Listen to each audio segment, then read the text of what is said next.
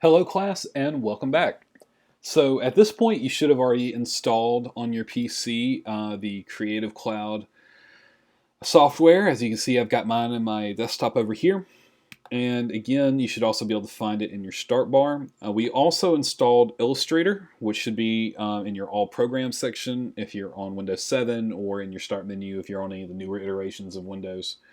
For those of you with a Mac, don't worry. I'll be doing the same videos going over the interface for both Mac and PC, so you can see exactly the differences there are. Most of the video demos I'll be doing in this class will be on a Mac, but I happen to have a availability of a PC to demo here as well. For those of you with a Mac, just be looking for these videos underneath the PC videos, and I'll make some additional notes in the lesson for this first week on where to find those videos. All right, so to get started, we're going to go through the Illustrator interface. Now, if you want to kind of follow along, I don't follow along exactly with the textbook in any of the demo videos because I want you to be able to read those lessons and go through those yourself. For the introduction chapter, there is a quiz that you'll find on Moodle that will talk about different and various elements in Illustrator, InDesign, and Photoshop. Again, do not download all three programs. At this point, the only program you should have downloaded on your computer should be the Adobe Illustrator program. If you go ahead and install and download Photoshop and InDesign, your trial will run out before the course ends, and it causes a lot of problems because then you have to go and redo this or re-sign up for a new ID. Do not do that. Instead, for your first quiz on lesson 1 or the introduction chapter to the different interfaces, just read through the pages in your text to that first chapter. Specifically, the items I'm going to talk about in this video can also be found on pages 22 through 28 in your text. And it's just basically taking you through the interface, how to change basic options, things of that nature. So you'll notice when you open up Illustrator, you'll come to this welcome screen. Usually this is just telling you about new features in the software, telling you how to see the CC library, so on and so forth. Don't worry about it. There's nothing you have to do here. But one handy thing it does have is this: how many days are left in your trial. So for me, this is the first day I've downloaded, so I've still got 30 days left. This will also help you keep track as you go through the software, and you can tell, hey, I've only got 5 days left, or 10 days left, or I need to get a new Adobe ID, so on and so forth. So all you have to do is just click the little X to get out here. And this is the basic Adobe interface. If for whatever reason, if you're on a PC, your interface does not look like this, the first thing you want to do is go to Window, Workspace, Reset Essentials. Make sure you are in the Essentials tab. I'm going to do that. You can see it popped over a new library over here with some information. This is all Creative Cloud-based information, and we don't need to utilize this at the moment, but we will come back to this later for the Appearance and Graphic Styles panels.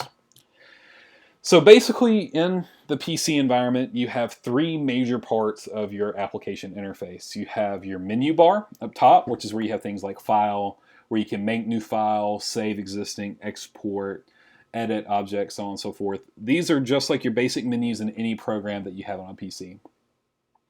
Besides that, you also see that we have the Story tab, or this Stock tab, Bridge, which we do not have installed, which I'll show you all how to do later. Arrange documents, GPU performance, don't worry about that right now.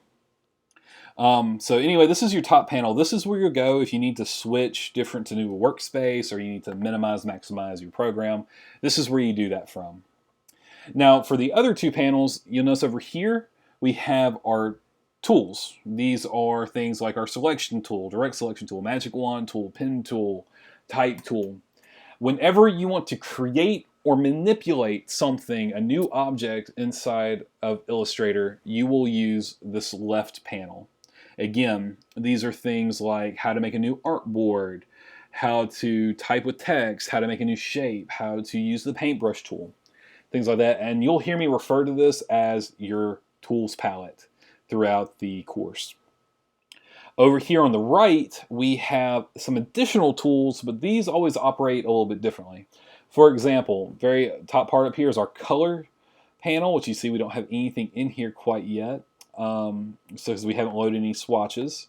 The same thing here in color guide, we don't have anything quite loaded yet. Cooler, things like that. Everything on the right primarily deals with color in these first 3 or 4 swatches. And then from there, you also have brushes that you will use with your paintbrush tool where you can define new brushes. Symbols, symbol libraries are great.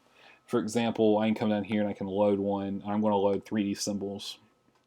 And you can see I have this palette filled with different things I might be able to use in my project, like dice, tops, bullets, arrows, symbols, things of that nature. Here we also have our stroke panel, gradient panels, our transparency menus. Basically everything on the right side will be dealing with after you've created the object and manipulated the shape and the form of the object. Here's what you can add to it. I want to add a stroke across my entire shape. I want to change the color of my shape. I want to rearrange the layers or my artboards in my file. Again, all of that will be done using this right side. You can also click down here and you can also see all the different things that you have. This little menu right here gives you more power, so you can say, hey, I want the dock to the bottom, which means, here's your dock, or dock to the top. This docking station will provide you additional information as you work with new items inside of Illustrator. So that's enough about the interface. I'm actually going to take you through how to create a basic file. In your text, they'll already have a file there ready to edit for you. Again, I don't actually want you to go through and do the first lesson on your computer. I just want you to read through and make note of where things are and what they call different objects. And then that should be enough information to get you through that first quiz. All right, so first to create a new object, we're going to go to File, and we're going to go to New. You can also do Control-N. Here, you can set up your new document. I'm just going to call this Illustrator Demo. Next is your profile. So if you were doing something for web, video, or film, something else, you could do a different setup. Almost everything in this class we're going to do for print, so we're going to stay with that. And then you have this thing called number of artboards. Artboards are like pages inside of Word or inside of another kind of word processing program. Basically, artboards in Illustrator allow you to have different illustrations, different components of your illustrations on different quote-unquote pages inside your program, but they're all still part of the same file. Artboards are really great when you're having to work with mock-ups for the web, where you have to have one set to a certain size and another set to another size, like mobile versus desktop. It's also great when you have to have multiple versions of a logo, which is something that you'll actually see us doing in our third project for our identity package.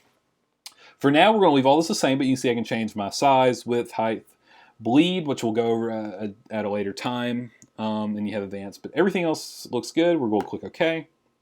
And you can see it created my new artboard with my tab at the top up here. Now you'll see I am going to scroll up a little bit. I'm having a little bit of trouble with my mouse there. So we're going to do that. You can also do Control-0 to be centered on your page. For us, now we see this dock. We have a file. We can see, if we have a selection of a shape, basic default settings. If you have no selection, any setting that you set here will become default for your program.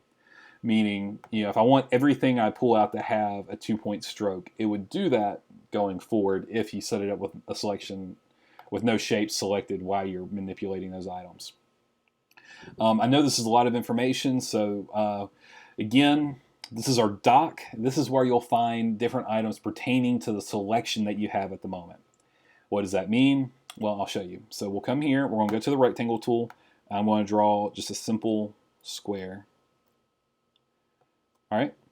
So here, now that our square is open, and you can see that this has changed from no selection to rectangle. If I take my direct selection tool and just click off the artboard, you see that changes to no selection and nothing is highlighted, and we've also lost some options. I'm going to select that rectangle. So now we can come in here, we can change the size. I'm just going to use my arrow key to make this a little bit larger. We can change the corner radius or how rounded the corners are, and you can see now we have a rounded rectangle. You can see that we can come in here and change the stroke. We can change the color. so on and so forth. And you'll mainly use these tools in your first project when you're working with your international symbols. You'll look at a lot of how to work with these different rectangle shapes. So again, when my rectangle selected, you see I get all these additional options up here. Now you can see it'll change once I type in text, and I'm just going to type in test text here. And I've got these this font down here that I've got highlighted. You can see my options have changed. Your dock will change from tool type to tool type to give you all the options and possibilities for that type of selection inside of Illustrator. Again, text, I now have things like changing my font. So I'm going to change it here to, let's see, we'll change it here to agency. I'm going to make it bold. I'm going to make it much larger. I'm going to center it inside my text box. And I'm going to change the the color of the text. And I did all of that using my dock. Again, it's here to allow you to work with different elements. So again, when I have my type selected, you see over here it says type. It gives me all the different options for that type. When I select on my rectangle, you can see it changes to rectangle and everything else is saved. Now, another thing you'll need to know is, say you had multiple files in Illustrator open. So I'm going to come here, I'm going to create a new file. I'm just going to call this Demo2. Hit OK. And you can see now that I have a new tab in my interface bar with Demo2 and Illustrator Demo, and going back and forth. I can just toggle these back and forth to go in between them. Here also, next to Illustrator Demo, you see if you have not saved your file since you worked on it, you will have an asterisk. Whenever you save your file, that'll change. So again, short recap. Left, these are your tools. These are things like your pen tool. You can come over here and draw a shape. Over on the right, these are your palettes, things for like color, symbols, strokes, gradients, styles, so on and so forth. Top part up here is your dock, and very, very top is your menu bar. So this is the basics of the Illustrator interface. We'll be working mostly with print throughout this entire semester, so this shouldn't change very much from project to project, and if it does, I'll take you through the specifics of that project at that time. So great, we have Illustrator shown. For the next two videos, I will be showing the interfaces in InDesign and Photoshop. Again, we'll go over these in more depth as we reach those modules during our fourth and sixth week in this semester. But do not worry, I'm also going to take you through the basics now so you can get through your first lesson and your quiz on Moodle. Again, if you have any questions or you're unclear about any of these interface elements, in Illustrator or any of the other programs we cover, just feel free to reach out to me at pferris@mc.edu or through quick mail on Moodle.